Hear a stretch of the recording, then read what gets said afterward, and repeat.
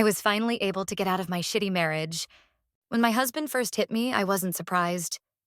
I wasn't even hurt, at least not in the physical sense. I had been expecting it for a while. Every time a muscle in his jaw twitched or his breathing shallowed, a short fuse ready to explode. At first, it was words murmured under his breath, a disapproving shake of his head. Then it was the frustration, along with an impatience reserved for children who don't know better, or an untrained pet. The way he spoke to me slowly became more and more hateful, his vile words often puncturing me like knives. The worst came when he was drunk, which was pretty often, but he wasn't half as brave when he was hungover. He never apologized, instead blaming his bad temper on work-related stress, saying I only added to it. Basically, he was a poor fucking excuse for a man. The first time he actually swung his fist, he punched a hole in our wall, all because I accidentally bought the wrong kind of beer. For days, the hole stayed untouched, wide like a yawning mouth. Every time I looked at it, I knew that I was next in line. As for the beer, he still drank all of it. At one point, he even tasked me to patch up the hole, either by my own hand or with my own money. A vase flew by my head when I called him crazy. I learned after that not to talk back, even if it didn't change anything. Not long after, when my husband's fist got tired of plaster and glass, my flesh sufficed. In a way, I was almost offended, how he didn't consider me first even for this. Always on the back burner, the toy forgotten in the back of the dresser, the ghost that watched things unfold for everyone else. But you know what the worst part is? I couldn't leave him. See, when I married him, I didn't do it out of love. I did it out of a need so great that it was almost a tangible thing, threatening to consume me. I was young and very poor, desperate to get out of my parents' shabby little house. They wouldn't miss me anyways. I was one of 7 kids they couldn't feed and much less care for. They probably didn't even remember me. Frank, my husband, was a little older than me, a college dropout that had a job as a mechanic. He wasn't ugly, not necessarily, but girls weren't throwing themselves at him either. He had a bit of a mean face too, with dark flat eyes and early onset wrinkles from frowning so much. He was a good kisser though, I'll give him that. We met after my father almost totaled his old pickup truck, bringing it in for repairs he really couldn't afford. In Frank, I saw an opportunity, and my need overpowered any feelings of warning. We both just settled for each other, unconsciously knowing there wouldn't be anything better in our shitty little town. We got married as soon as I graduated high school, moving in together soon after. Our wedding was about as romantic as you'd expect. Small-town chapel with all the guests sitting on the groom's side. His lips tasted like greasy gas station taquitos when we kissed to seal the ceremony. I got a job waitressing and also helped stock at the supermarket a couple times a week. We were definitely struggling, but our crammed apartment was infinitely better than my childhood home. The days began to blend into each other, turning into months and then years. Those first few years weren't so bad. They were monotonous, yes, but at least we mostly stayed out of each other's ways and focused on making enough to pay our bills. He was a heavy drinker like my father, and his party days never really seemed to end. Most nights, he was too drunk to do anything but yell and pass out, with me cleaning up the mess behind him. Things went to shit when we found out I couldn't have children. And when I say we, I mean just him, had been trying for a while with no luck, and a trip to the doctor brought us clarity. It was out of my control, obviously, and while I was a little sad, I was also infinitely thankful. It was a blessing in disguise. To him, these news were only a curse. He made sure to always remind me that I was a defective woman, that it had been a mistake to marry me, that he had lost his prime years being with me, blah, blah, blah. He was fucking insufferable, but I did nothing and said nothing when he started fucking younger girls.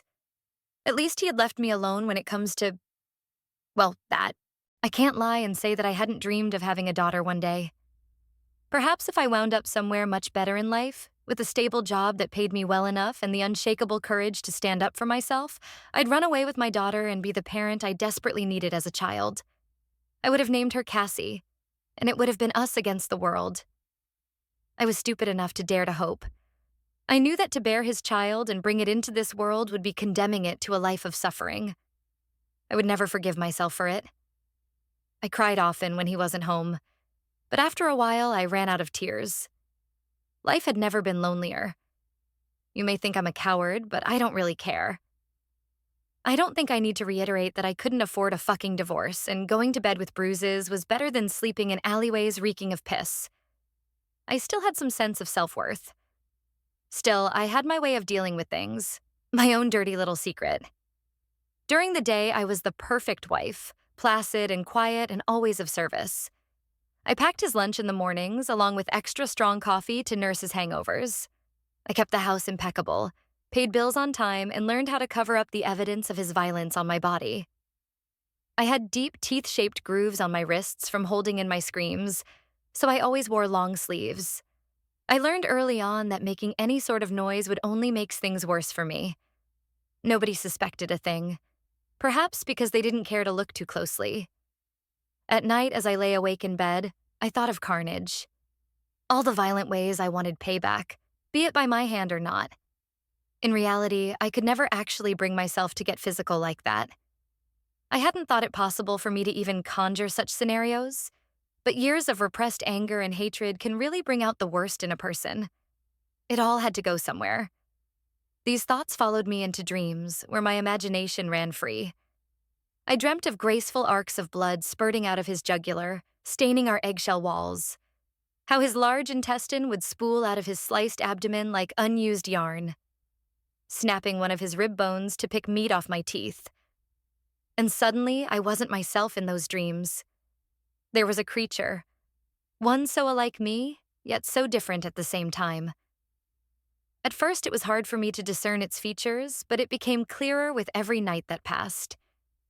It had my hair, a dirty blonde that I always hated, but it was matted and falling off in chunks, exposing bald craters. It had no eyes or a nose or ears, but the mouth took up most of the space needed for those, jutting out like an animal's maw.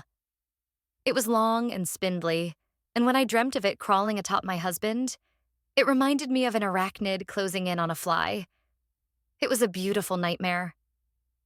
The sight of it felt familiar, too, like it had always been there. An extension of my flesh that had been waiting for me to unearth it at the right time. A projection of the unfathomable strength and brutality I wished I possessed during daytime.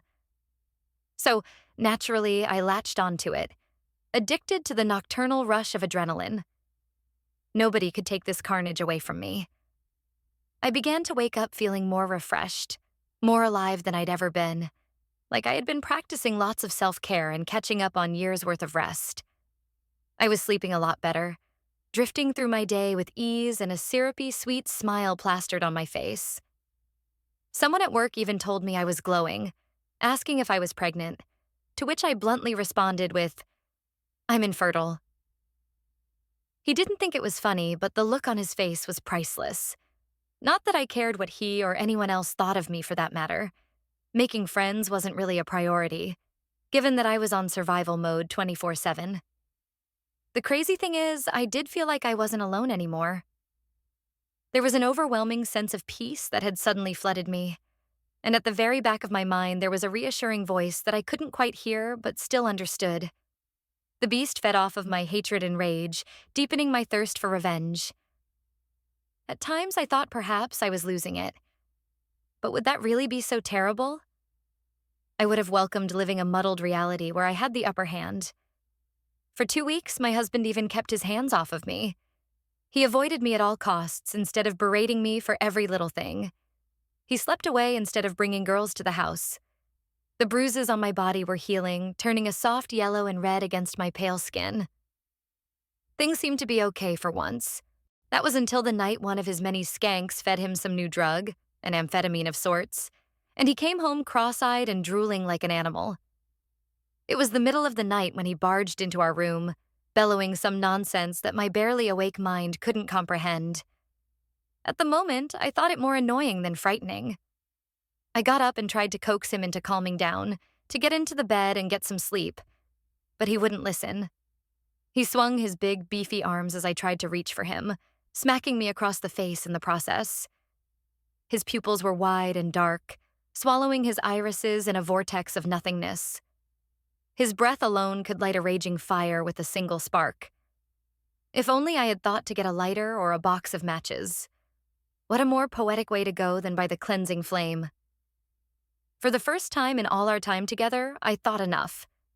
In a blind act of bravery, I shoved him and he lost his balance, falling onto the mirror that hung on the door and shattering it. When his mind registered what I had just done, he looked at me with an animalistic rage. He didn't even seem to notice his arm was bleeding, full of tiny cuts. We were both tense, our bodies coiled like springs about to snap. I felt powerful in that moment, but it was a feeling that quickly died down. He was the first to move, and he was so fast I was barely able to react. From 1 second to the next, he was holding a shard of glass and advancing on me. Once more, he had all control over me, snatching all that power I felt for even a fraction of a second. He swung wildly, screaming, "I'm going to kill you." All while I scurried back quickly, barely out of reach of the shard. In my haste, I tripped over a pillow and fell backwards for what felt like an eternity. Time slowed down until suddenly there was a sickening crack at the back of my skull. Then there was only darkness. I had been snuffed out from existence in an instant, quietly without so much as a gasp. Or so I thought. I wasn't sure how long I was passed out for, but I woke up to a squelch and the acrid, coppery smell of blood. My vision swam, and I lied there on the floor as I tried to blink away the splitting headache. A movement on the bed caught my eye and I stared hard, trying to make out what I was seeing. A long, thin arm sliced through the air, sharpening into a right angle as a bloody hand gripped the lower edge of the bed frame. My eyes followed the pale flesh, and I saw a flash of pink-stained teeth, long and thin as fingers. On the walls, large crimson Rorschach stains. The image was so familiar that I thought for a moment I was in a dream again, though a more vivid one. The pain grounded me, as did the memory of what had caused me to pass out. Breathing mechanically, I found some strength within me and slowly sat up. There was more blood under me and the back of my head felt slick and warm. I placed a hand down to keep myself upright, but instead of feeling the wooden floor, there was something tough and sinewy. The bed creaked and I looked up, my mind unable to process what was in front of me. The creature from my dreams smiled, which looked weird given its elongated mouth. It was covered in blood and gore, but seemed intact. It had my husband pinned underneath its body, one long hand pressed against his chest. He was unconscious, bruised and battered, with a couple bites here and there. Beside the creature, something long uncoiled off the side of the bed and snaked on the floor, underneath my hand and still going. It was a sickening white, pale blue and purple in color.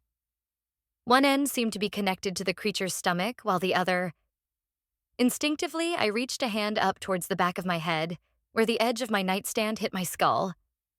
The other end was firmly attached to the nape of my neck, going into a small, fleshy crater that should have been my demise. That's when it hit me. An umbilical cord. The creature had freed itself from the dark womb of my unconscious mind, out into reality. My dreams were the gestation. Every night the creature growing stronger.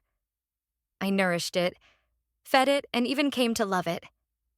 I was a mother, despite what I had been told. I was not broken, or useless, or any of the things my husband called me. I was the one in control of my life and my body. I moved, and the creature followed. I raised a hand, and it did the same. It mirrored me, like a child learning a parent's mannerisms, despite the fact that it had no eyes to see me. Love is blind, or so they say. I knew this creature would do anything for me, and I for it. The creature helped me up and steadied me on my feet. Underneath, my husband groaned a little, yet remained unconscious. Both of us looked down at my husband's prone body, detached. The hindrance that stood between us and the life we wanted. Oh, how glorious it would be. Now that we had each other, the next step was to get rid of the obstacle. Hours later, there was no more of Frank. At least, nothing discernible. We reenacted so many of those violent fantasies, but as much as I wanted to hear him scream, we couldn't alert the neighbors. His vocal cords were severed first, but the look of abject, mute horror and agony on his face was worth it. We left before morning came, catching a brand new day to start a new life. We needed sustenance for the road, so we ate and we drank as much as we could. By the time they found his bones, they would be bleached by the sun, poised on the bed pathetically, if not a little melancholic. I made sure no one would come looking for a while. It was a fair trade after all. One man's nightmare being a woman's dream. It's what I deserved.